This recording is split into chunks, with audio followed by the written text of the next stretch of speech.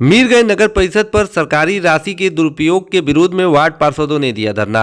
अपने सपनों का घर बनवा रहे हैं तो फिर क्वालिटी से समझौता ना करें, क्योंकि नेचुरल टाइल्स मीरगंज देता है आपको टाइल्स, ग्रेनाइट, प्लम्बिंग में सैनिटरी वेयर का बेहतरीन कलेक्शन सबसे बेहतर कीमत में। जगुआर, जॉनसन, सोमानी, कजरिया जैसे बेस्ट कंपनी का उपलब्ध। पता है नेचुरल टाइल्स मीरगंज थाना के ठीक सामने। मीरगंज नगर परिषद कार्यालय पर 6 सूत्री मांगों को लेकर वार्ड पार्षदों व उनके प्रतिनिधियों ने शुक्रवार की दोपहर 12 बजे नगर परिषद कार्यालय मीरगंज पर धरना दिया, जिसमें साफ सफाई को लेकर टेंडर की राशि दोगुनी करने के बाद भी साफ सफाई की स्थिति बदतर रहने, होल्डिंग टैक्स की वसूली प्राइवेट एजेंसी को सौंपने की तैयारी करने, वर्ष 2024-25 की योजनाओं का लेखा जोखा नहीं देने, अनावश्यक सामान की खरीदारी कर सरकारी राशि का दुरुपयोग करने के खिलाफ धरनार्थियों ने आवाज उठाई। धरनार्थियों ने नगर परिषद के ईओ पर सरकारी राशि का दुरुपयोग कर कार्यालय में अनावश्यक रूप से फर्नीचर की खरीदारी करने का भी आरोप लगाया है। धरना दे रहे वार्ड पार्षद पूजा देवी, महलूदन खातून, हरेश प्रसाद, गनीता देवी, विजय लक्ष्मी देवी,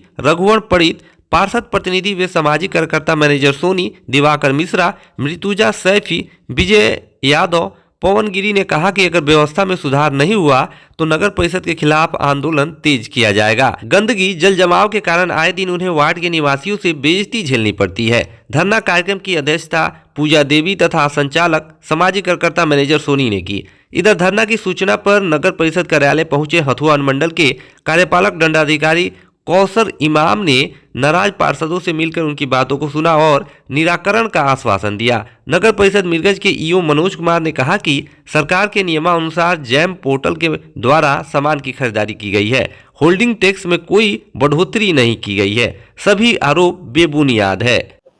और धरना हम लोग इसलिए दिए हैं कि अब बहुत लूटपाट हो रहा है। 6 मंथ से हम लोग मांग रहे हैं, खरीदारी हुआ है, पहले सामान था फिर भी खरीदारी किए हैं लोग, उसमें लूटपाट किए हैं लोग। उस पर से सफाई का टेंडर 18 लाख में उतना ही सफाई कर्मी है और अभी 29 लाख में उतना ही सफाई कर्मी है। आप बताइए इतना पैसा जा कहाँ आ रहा है? घोटाला ही ना हो रहा है। कौन लूटपाट कर रहा है? और कार्यपालक पदाधिकारी में तो उन्हीं को नाम बोलेगा, उन्हीं के थ्रू तो सारा हो रहा है, उन्हीं के थ्रू सब हो रहा है। कौन है कार्यपालक पदाधिकारी? मनोज कुमार। क्या नाम है आपका? मेरा नाम श्रीमती पूजा देवी। आगे क्या रणनीति होगी आपकी अगर मांगे नहीं माने? तो हम लोग आगे जाएंगे, प्रधानमंत्री तक ले जाएंगे लोग। क्या नाम आपका? श्रीमती पूजा देवी। जैसा आप लोग को पता है कि नगर पालिका में जो कार्य होते हैं बेसिकली वो नगर पालिका एक स्वायत्त निकाय है जो अपने बोर्ड और सतत स्थायी समिति से बंधा होता है, जहां से जनप्रतिनिधि चुने जाते हैं और जनप्रतिनिधि वहां पे बोर्ड में निर्णय लेते हैं, सतत स्थायी समिति में निर्णय लेते हैं। उनका जो आदेश प्राप्त होता है जो नियमानुसार सही होता है, फिर उसके बाद हम लोग उसके कार्यों को करते हैं, जिसमें विभाग का भी निर्देश प्राप्त होता है, उसी हिसाब से हम लोग काम करते हैं। जैसे इसमें बहुत सारी चीजें बताई गई हैं, जिसमें होल्डिंग की बात है, चाहे HFA की बात है, माने कि शहरी आवास की बात है, जितनी भी बातें बताई जा रही हैं यहाँ पे, तो होल्डिंग की बात को जहां तक लेकर है तो बोर्ड में किसी प्रकार का निर्णय नहीं हुआ है कि होल्डिंग की दरों को बढ़ाया जाएगा। इस तरह का निर्णय बोर्ड में नहीं लिया गया है। तो इस तरह की बातें बिल्कुल ये गलत है कि हम लोगों ने बोर्ड का होल्डिंग में टैक्स बढ़ाया है, ऐसा कुछ भी नहीं हुआ है। मुझे होल्डिंग के बारे में ये कहना है। HFA का जहां तक बात है, आवास का बात, तो उसमें जो बेनिफिशियरी होते हैं उनका डायरेक्ट बेनिफिट DBT के थ्रू जो होता है उनके ट्रांसफर उनके अकाउंट में पैसे को किया जाता है। और इस तरह की कोई भी शिकायत अभी तक मेरे पास लिखित में नहीं आई है कि वो कोई पैसा मांग रहा है या कुछ तरह कर रहा है। तो इस तरह की शिकायतें अगर प्राप्त होंगी तो उस पर कार्रवाई भी की जाएगी। इस तरह की शिकायतें अभी तक कार्यालय को प्राप्त नहीं हुई है। सर, पार्षदों द्वारा एक और आरोप लगाया गया कि डस्टबिन खरीदने में सर 600 की डस्टबिन 16,000 में खरीदा गया।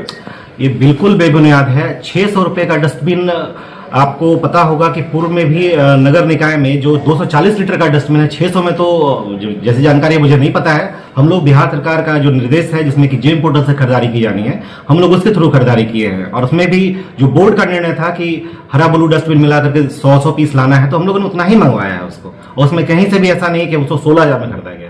ये बिल्कुल गलत बात। आखिर जो भ्रष्टाचार का या फिर अनियमितता का जो आरोप लगाए गए हैं, क्यों लगाएंगे आपको आरोप? देखिए, अब तो एक संवैधानिक ये परंपरा है कि भाई देखिए कुछ लोग जो बोलते हैं, अब जहां तक देखा जाएगा कि माननीय 5 वार्ड पार्षदों के द्वारा ये बताया जा रहा है कि इस तरह की बातें हो रही हैं, जबकि बोर्ड में जो निर्णय लिया गया है, टोटल हमारे यहाँ सभापति उप सभापति को मिलाकर 28 वार्ड पार्षद हैं।